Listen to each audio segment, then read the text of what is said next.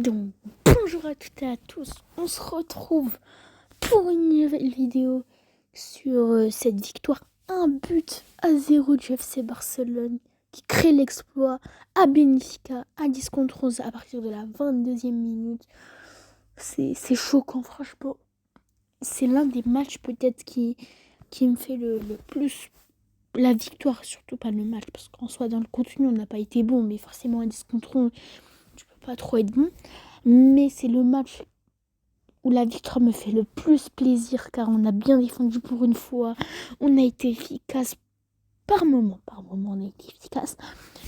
Et cette victoire, elle fait juste trop plaisir, surtout à l'extérieur parce que au moment du rouge, on s'imaginait le pire. Bon, on va commencer par les statistiques de ce match déjà. 26 tirs à 10 pour Benfica. En soi, c'est pas choquant.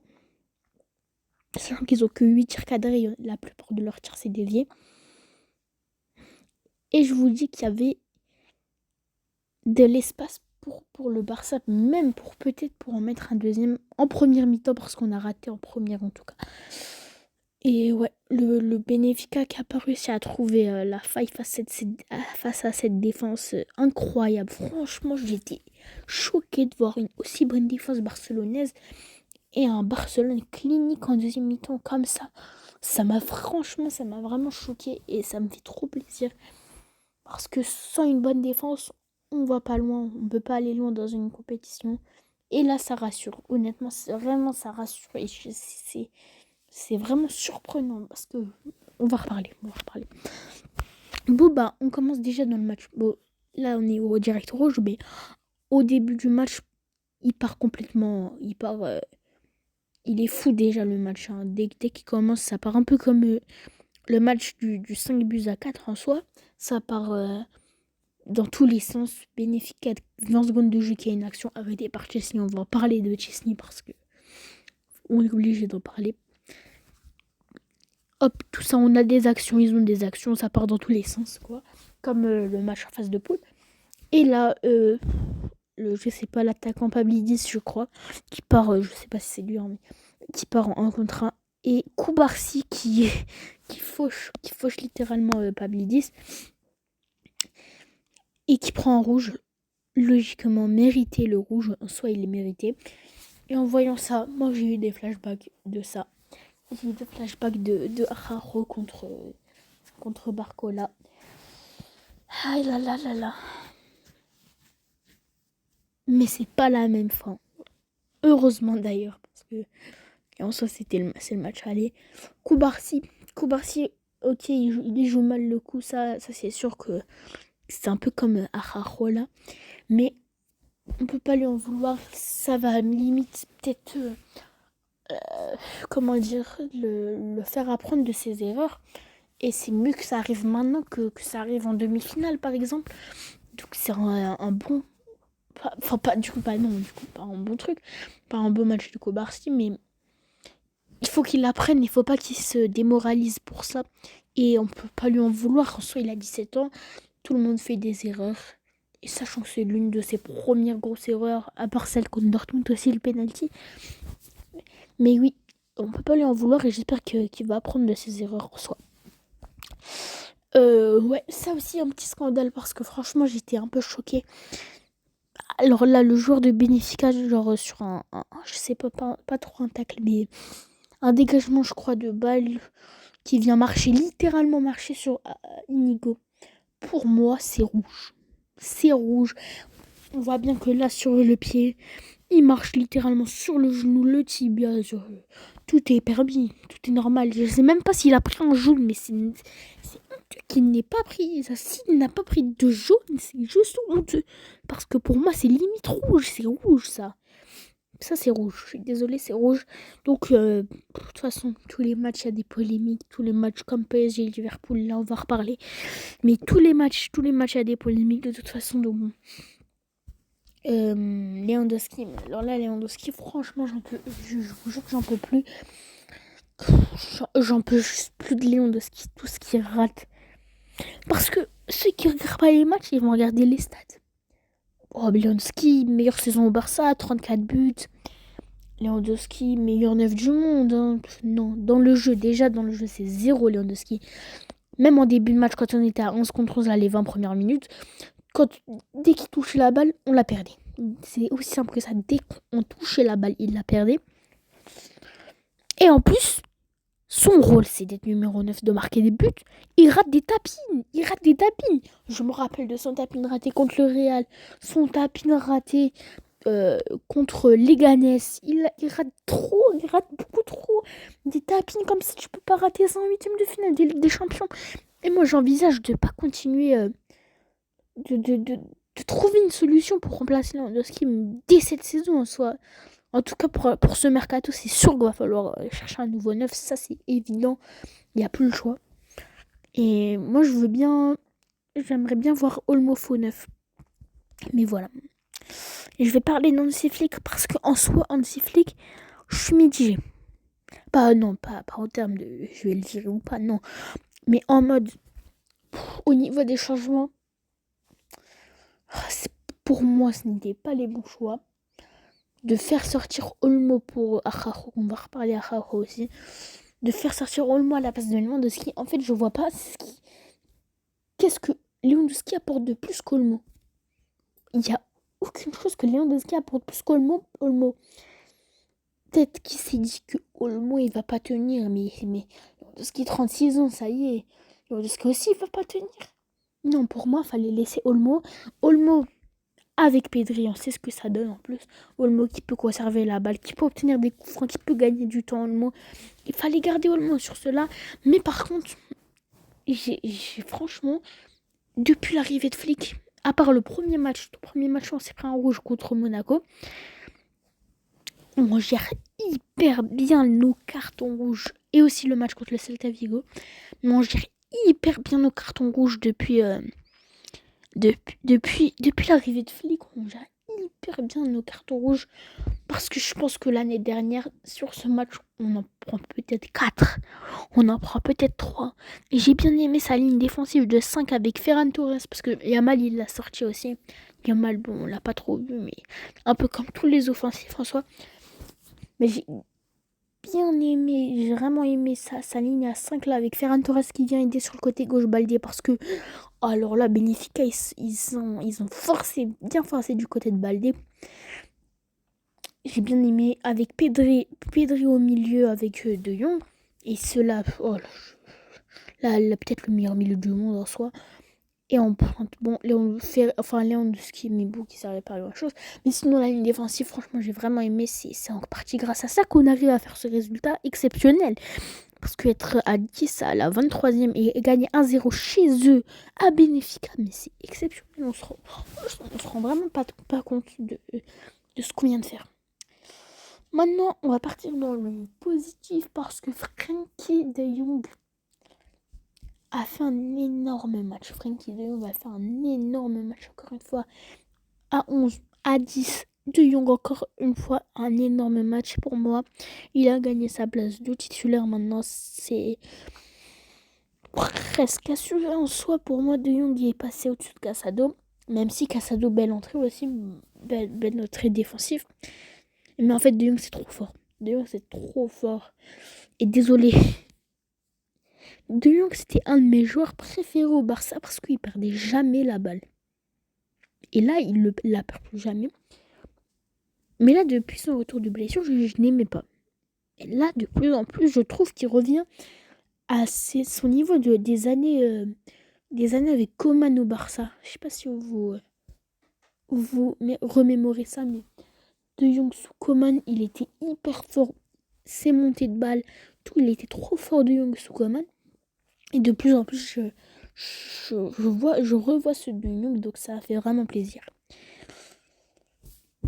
Comment parler de ce match sans parler de Rafinha, le futur probable ballon d'or? En fait, j'ai compris. Rafinha, il veut traumatiser Benfica, c'est ça. Rafinha, il veut les traumatiser. Ils veulent pas en finir. Il veut juste pas en finir. Bon, on va un peu en reparler de son match. Rafinha de première mi-temps, franchement, je suis mitigée parce que non, première mi-temps, franchement, pas bon. Honnêtement, il y a un moment, il doit frapper un contre le gardien. Il ne frappe pas. Mais pourtant, il a une frappe magnifique. On le voit, on le voit. Il a une frappe parfaite. Il fait la passe. En moi, on peut pas lui dire qu'il n'est pas égoïste. Mais là, à ce moment-là de l'action, fallait tirer un contre comme ça au lieu de faire la passe. Et je comprends pas pourquoi il fait ça. Mais bon, première mi-temps, mauvaise, on va dire mauvaise. Il entre en deuxième. Bon, on l'a pas vu. On l'a pas vu, hein. Peut-être sur l'une de... Bon, peut-être pas, mais sur ces rares fois où il a eu le ballon. Mauvaise passe du défenseur. Récupération hyper haute de Rafinha. Frappe petit filet droit. Petit filet gauche. Exceptionnel. Ce joueur est exceptionnel. Il nous sauve tout le temps. Il nous sauve tout le temps. Ce joueur est trop fort. Il est trop fort, en fait. Mais je ne me rends pas compte comment il est trop fort, mais j'en peux plus. Je répète toujours les mêmes mots. En plus, ça faisait quelques matchs qu'il était moins bon, Rafinha. Et là, il nous sort une frappe qui vient nous sauver encore. Même si je vais reparler de quelque chose parce que je n'ai pas été d'accord avec un truc sur le MVP du match. Araujo, match exceptionnel. Mais qu'est-ce que c'était que ça, Araujo? Qu'est-ce que c'était que ça, Araujo, qui va prendre de la confiance suite à son but contre déjà la Sociedad ce week-end. Et là, il prend de plus en plus de confiance. En soi, Araujo, il a toujours été bon quand on joue pas la ligne de jeu. On l'a vu aujourd'hui. Sans ligne de jeu, il a été bon. Il a fait un match quasi parfait à Araujo. En fait, il pouvait pas faire mieux que ça. Mais en fait, c'est sûr qu'il est bon. Il est bon à Araujo sans la ligne de jeu. Parce qu'on était à 10, on était obligé de défendre. Et en défendant comme ça bas, forcément, Araujo, il est bon. Maintenant, je suis pas sûre que, même si là, il vient de faire un match stratosphérique, je pense qu'avec la ligne de jeu, ça passe pas. Parce que c'est pas un joueur qui est fort tactiquement. Donc, je pense que c'est bien de le faire rentrer par moment. Dans ce genre de match, c'est un joueur crucial. Dans ce genre de match, peut-être qu'on n'a pas Araujo. Je sais pas ce qu'on fait, mais si on n'a pas Araujo, là, on est finito. Mais sur un match comme ça, il a été crucial pour l'équipe. Peut-être qu'on s'en prend deux s'il n'est pas là. Peut-être qu'on s'en prend deux et s'il n'est pas là. Hein. On se rend pas compte du match de fou qu'il fait, mais je pense pas que ça passera pour à 11 contre 11 quand on jouera à la ligne de jeu. Mais on va tester, parce que vu son match là, il va avoir du temps de jeu, je pense, c'est évident. Pedri González.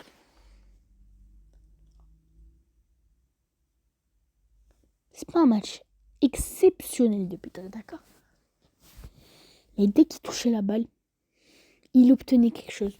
Il obtenait un corner, il obtenait un coup franc, il a gagné tellement de temps dans ce match, on se rend pas compte du nombre de temps qu'il a gagné dans ce match. Je pense que c'est en partie pour ça qu'il a été élu MVP de ce match, parce que c'est Pedri qui a été élu MVP de ce match. Je vais en parler maintenant. Pour moi, le MVP, ce n'est pas Pedri, ce n'est pas Rafinha, c'est Wojtek Szczęsny qui nous a sorti un match digne de Neuer 2014 Prime. Szczęsny, mais quoi? Mais c'est incroyable, 9,3 de notes pour Szczęsny. Il était partout, il a tout arrêté, il a fait le match parfait. Le seul truc où il a été mauvais, c'est sur le penalty qu'il a provoqué, mais le joueur de Benfica a été hors jeu. Mais Szczęsny, il a tout arrêté aujourd'hui.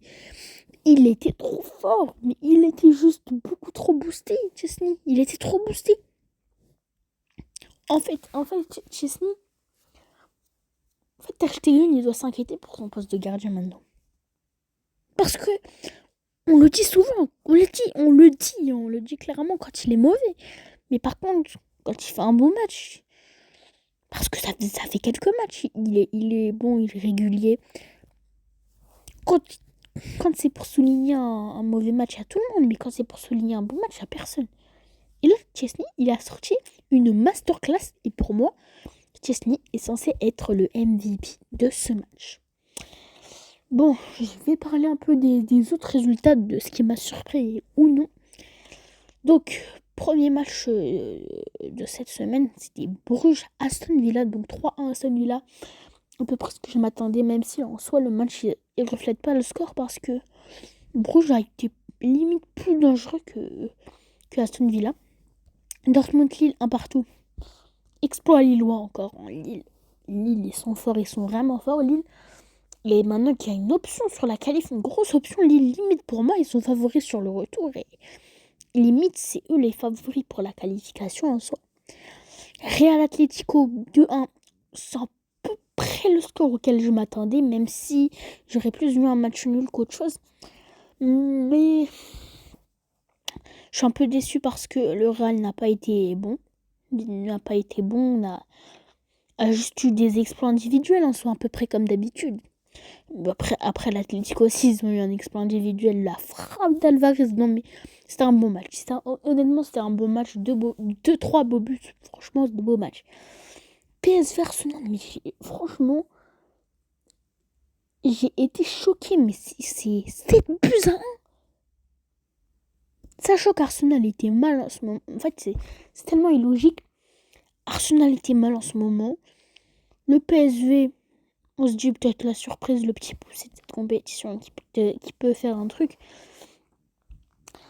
En fait,